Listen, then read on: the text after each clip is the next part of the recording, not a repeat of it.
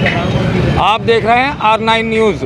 मैं हूं बिजनौर से वसीम अख्तर। आज हम बात करेंगे बिजनौर के विधानसभा चुनाव की, जो 14 फरवरी को मतदान होना है और बिजनौर ज़िले की 8 विधानसभा सीटें हैं। यहाँ पर मतदाताओं का क्या रुख है, किसको पसंद कर रहे हैं और क्या क्या मुद्दे हैं, आइए उनसे बात करते हैं। हाँ जी, आपका क्या नाम है और आप किन मुद्दों पर वोट करेंगे? मेरा नाम इकबाल अहमद खां, मैं एक गर्ल्स स्कूल का मैनेजर हूँ।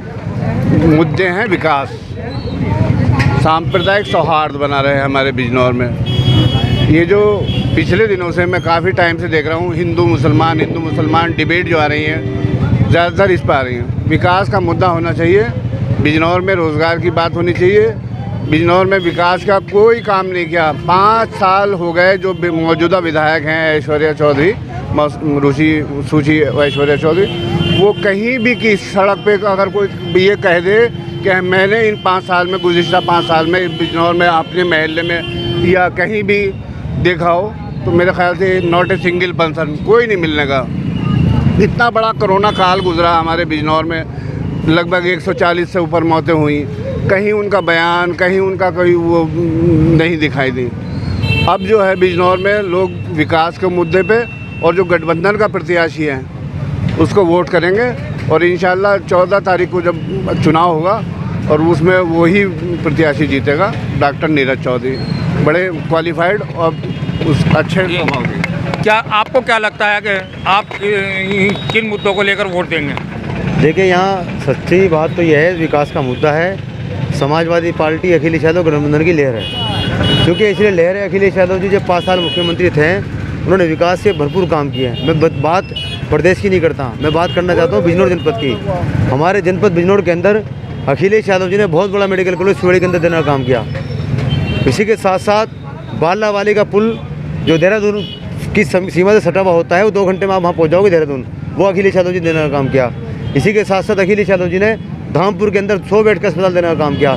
तो इतना विकास अखिलेश यादव जी ने किया है। पूरे प्रदेश और देश के अंदर अखिलेश यादव जी के गठबंधन की लहर है। निश्चित तौर पर अखिलेश यादव जी मुख्यमंत्री बनने जा रहे हैं। तो इनका कहना है कि अखिलेश यादव मुख्यमंत्री बनने जा रहे हैं। अब हमारे साथ हैं त्यागी जी। त्यागी जी से मालूम करते हैं क्या मुद्दे हैं और क्या देखते हैं कि किस तरह की सरकार होनी चाहिए और पिछली सरकार ने किस तरह से काम किया। जी त्यागी जी बताइए क्या। मेरा नाम मुनीश त्यागी है। यहाँ की जनता चाहती है कि हिंदू, मुसलमान, सिख, ईसाई सारे लोग एक जगह बैठे विवाह शादियों में शिरकत करें। ये मौजूदा सरकार ने इस मुल्क को बर्बाद करने का काम किया है, इस प्रदेश को बर्बाद करने का काम किया है, जिले को बर्बाद करने का काम किया है। मौजूदा विधायक ने कोई काम नहीं किया। यहाँ पे हिंदू मुसलमान के हम करते हैं विकास की बात, ये हिंदू मुसलमान की बात करते हैं। हम कहते हैं रोजगार दो, ये हिंदुस्तान पाकिस्तान की बात करते हैं। हमारे देश में 700 से ज़्यादा किसान मारे गए। मोदी और योगी रैलियाँ करने का काम उस समय कर रहे थे, एक शब्द इन्होंने नहीं कहा। कोरोना काल में मैं समझ रहा हूँ तमाम लाशों को कुत्तों ने और गिद्धों ने खाने का काम किया है। जब से दुनिया बनी है कभी कुत्तों ने और गिद्धों ने नहीं खाया। कायदे के साथ दफनाया जाता था या जलाया जाता था, उनको अंतिम संस्कार होता था उनका। इन्होंने कुत्तों को और गिद्धों को खिलाने का काम किया है। एक भी फैक्ट्री इन्होंने बिजनौर जिले में नहीं दी, कोई IIT स्कूल इन्होंने नहीं दिया। इन्होंने किया है तो नगेंद्र के लकड़ी के उद्योग को बर्बाद करने का काम किया है। इन्होंने किया है तो शेरकोट के बुरुस के उद्योग को बर्बाद करने का काम किया है। इन्होंने किया है तो नेटौर के खादी के उद्योग को बर्बाद करने का काम किया है। इन्होंने हिंदू मुसलमान की बात की है। और एक शेर मुझे याद आता है इनके ऊपर, मैं वही कहूँगा ये खदानों को रद्दी समझकर बेच डालेगा। अरे ये चंदन को अगरबत्ती समझकर बेच डालेगा। हुकूमत दे दी हमने चाय बेचने वाले को, ये भारत को चाय पत्ती समझकर बेच डालेगा। क्या बात है, क्या किया है तुम्हारे बाप ने बनाया है? कोई विकास कार्य तो क्या होगा? कानून व्यवस्था कैसी रही? कानून व्यवस्था तो अच्छी मानी जाती है यूपी की। कानून, बड़ा अच्छा सवाल आपने पूछा पत्रकार बंधु। कानून व्यवस्था रही। अभी पिछले महीने में रेलवे स्टेशन पे एक लड़की का कत्ल किया गया है, ये कानून व्यवस्था इनकी थी। अभी एक लड़की फांसी लगा के मरी है, ये कानून व्यवस्था है इनकी। रोज लूट हो रही है, वो दिखाया नहीं जा रहा। मैं आप लोगों की भी शिकायत करना चाहता हूँ, आप लोगों को चौथा स्तंभ बन के काम करना चाहिए, ना कि प्रवक्ता बन के काम करना चाहिए। तमाम मीडिया बीजेपी की बात करती है, या तो उनके दबाव में है या कोई और कारण है, भगवान जाने, मैं नहीं समझ पाता।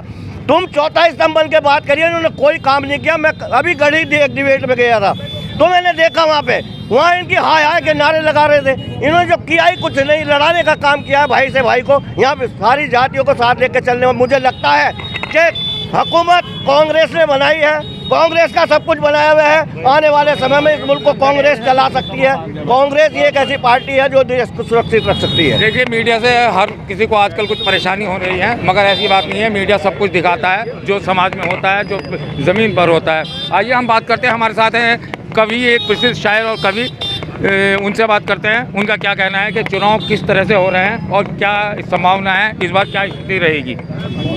मैं फारूक बिजनौरी इस शेर के साथ कि ये ज़मीं वो ज़मीं है जहाँ प्यार से तेरी गोदी में खेले हैं गंगो जमन, मेरे प्यारे वतन, मेरे प्यारे वतन। चुनाव चल रहे हैं, चुनाव का माहौल है। मैं तो यही चाहूँगा, यही संदेश दूँगा कि हमारा बिजनौर में भाईचारा बना रहे, हर व्यक्ति निडर निष्पक्ष होकर चुनाव प्रक्रिया में अपना हिस्सा ले और ऐसी सरकार को बनाए जो पढ़ाई, बेरोज़गारी, इन चीज़ों को दूर करे। बस यही मेरा संदेश है। तो आपको क्या लगता है इस सरकार में साहित्यकारों के लिए, कवियों के लिए क्या सुविधाएं रही और क्या मांग करेंगे आने वाली सरकार से, ये क्या तवक्को करेंगे? क्या आप किस तरह की सरकार होनी चाहिए जो आपको ज़्यादा मौके दे? नहीं, साहित्यकार जो है वो तो निडर निष्पक्ष होकर बात करता है, वो किसी लालच में बात नहीं करता। साहित्यकार की अपनी सोच होती है, उसके हिसाब से सरकार कोई भी आए वो जो मुद्दे देखता है साहित्यकार वही अपनी आवाज़ उठाता है। आइए, इनका कहना है कि साहित्यकार अपनी आवाज़ उठाता है निष्पक्ष होकर। हम अब बात करते हैं, आप क्या कहते हैं सरकार के बारे में? मैं ये कहता हूँ कि अब जो मौजूदा इलेक्शन है 14 तारीख में, इस 10 तारीख से स्टार्ट हो रहे हैं, इसमें जो है युवाओं को और सभी लोगों को बढ़ चढ़ कर हिस्सा लेना चाहिए और अपने मत का अच्छा तरीके से प्रयोग करना चाहिए और ऐसी सरकार चुननी चाहिए जो आम जनता के हितों की हो, जो आपको रोज़गार दे, जो आपके बच्चों को पढ़ाई लिखाई में नौकरी के अवसर दे। और अभी एक करंट में देखिए, अभी इलाहाबाद में और बिहार में रेलवे भर्ती में जो युवा नौकरी मांगने के लिए गए थे, उनके ऊपर पुलिस ने और इस सरकार ने डंडा फिरवाया। ऐसी सरकार का क्या फ़ायदा जो युवाओं को भी नहीं है। और इसमें हिंदू मुस्लिम बिल्कुल नहीं होनी चाहिए, इसमें तो एक अच्छी सरकार चुननी चाहिए जो आपके हितों की हो। और मैं इसी के साथ ये कहता हूँ कि आप सभी आने वाली 10 तारीख और 14 तारीख को भरपूर हिस्सा लें चुनाव में। आप क्या कहेंगे इस सरकार के बारे में, या सरकार किस तरह से होनी चाहिए?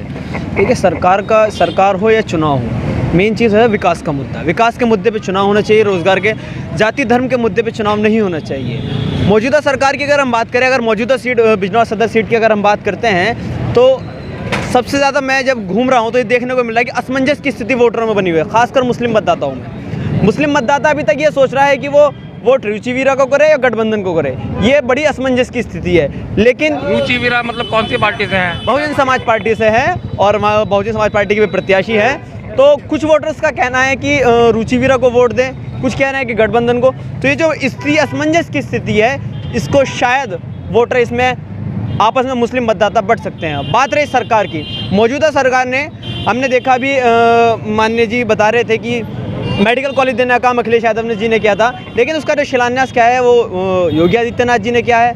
लेकिन कहा यही जाता है कि जो जब मुख्यमंत्री अखिलेश यादव जी थे तो उसको सैंक्शन किया गया था, लेकिन जो उसका शिलान्यास क्या है वो मुख्यमंत्री योगी आदित्यनाथ। आप क्या कहेंगे किस तरह की सरकार होनी चाहिए? देखिए, ये सरकार जो है इसमें पूरा जंगल राज कायम है, कोई काम नहीं, कोई विकास नहीं, किसी के लिए कोई योजना नहीं। इतना बुरा आलम हो चुका है कि हर तरह से तराही है। आज उत्तर प्रदेश में माननीय अखिलेश यादव जी 2022 में पूर्ण बहुमत से सरकार बनाने जा रहे हैं और ज़िले की, हमारे पूरे बिजनौर ज़िले की गठबंधन 8 सीटें जीत रहा है, इसमें कोई शुबा नहीं है। इस तरह के हालात बन चुके हैं। अखिलेश यादव की सरकार बनेगी, योगी आदित्यनाथ जी ने कुछ अच्छा काम तो किया होगा या बीजेपी ने?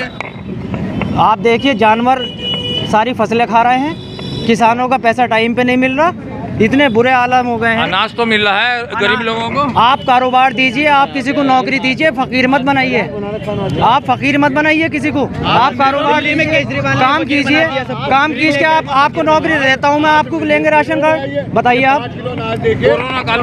कोरोना काल में आम आदमी को जरूरत तो पड़ी है और उनकी जरूरत सरकार ने पूरी। आप अगर उनकी नौकरियाँ ना छीने और उन्हें नौकरियाँ दें तो आपके राशन की किसी को कोई ज़रूरत नहीं है।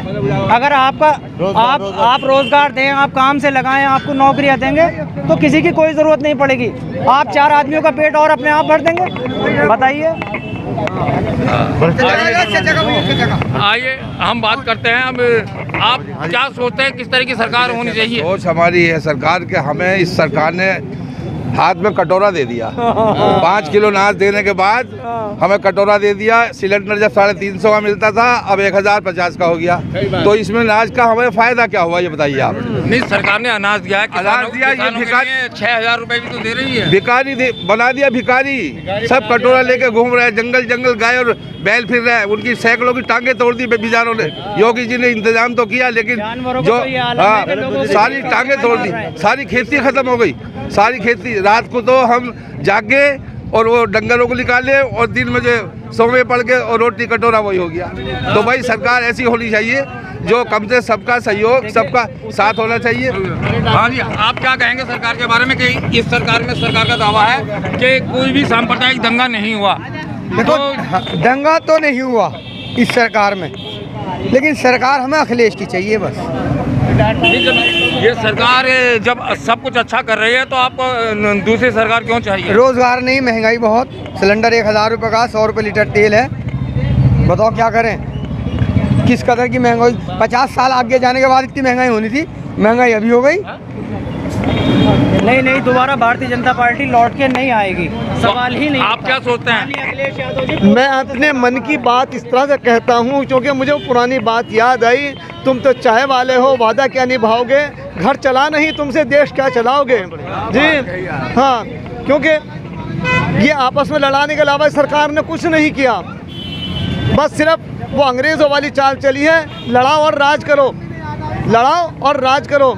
लेकिन हमारे माननीय अखिलेश जी ने एक भूल की, ये कमज़ोर कर दिया अपने आप को। क्यों बिजनौर सीट पर क्या दोनों कैंडिडेट उतर गए? भाई पता चला कि यहाँ पर तो कोई किसी तरह का गठबंधन नहीं है। और जब 3-4 दिन इसी में गुजर गए तो आगे के लिए कमज़ोरी हो गई। और इसमें एक बात, क्यों, एक तो तादाद कम और दूसरा उसमें बटपटा कर रह जाएंगे, तो इस तरह से हमारी कमज़ोरी हुई। ये बड़ों की गलती, हम छोटों को भुगतनी होगी। बस इससे आगे मैं कुछ और नहीं कहूँगा। आइए अब हम बात करते हैं, हमारे साथ हैं। आप क्या सोचते हैं, कैसी सरकार चाहिए, किस तरह का व्यवसाय रहा आपका इस सरकार में? मैं समीन कुरैशी बिजनौर से।